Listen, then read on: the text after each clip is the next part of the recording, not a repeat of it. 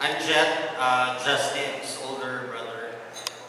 Just want to say thank you for trusting me with the mic tonight and for choosing me to be your best man. Well, actually, wala na din naman ibang choice. It's just between me and you. I would like to acknowledge our parents and our family, Reggie's mother and her family. Good evening po.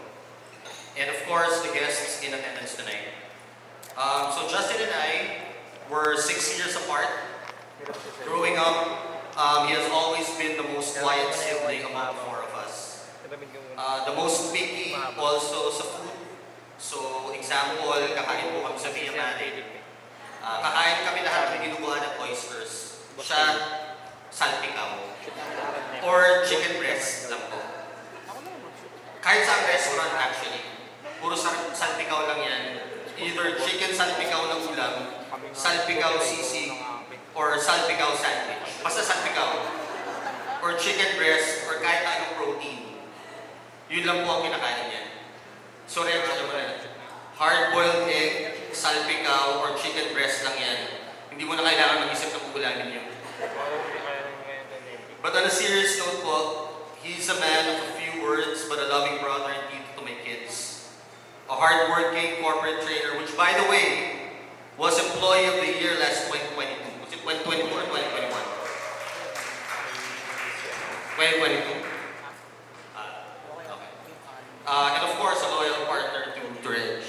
Ang routine lang po ng kapatid ko ay mag-gym, work, mag-laundry, kain ng salpikaw or chicken breast, magkape sa Mary Grace, then punta ng Bataan mga once or twice a month. Ganyan lang po ang buhay niya. And isa pa pala, one thing that I've significantly noticed about my brother, being with Reg, was his developing love and fond of cats. I remember before, when we were kids, magkatandem pa kami niyan, hahabulin namin yung mga pusa and babatuhin. Ganun kami kagaling sa pusa nun. Pero ngayon, parang na siyang tatay ng mga pusa sa village namin. He's like able to communicate with cats for some reason. You should see our house. Tinatawag na ng mga pusa yan para pakainin sila. Galit na galit yung nanay namin kasi puro pusa sa garahe. So to conclude, Justin and Reg, I want to end by saying how incredibly happy I am for both of you. Congratulations also for working together and for arranging this beautiful wedding despite your busy schedules. May request lang ako na sana magkaroon na kagad ng playmates si Marcus and Mariana. Hindi yung teenager na sila pag nagka-baby kayo. So I wish you a lifetime filled with love, understanding, and endless adventures, not just with your cats, but also with your future kids. And if I may share something also, for being married for 10 years. Tama ba? 10 years.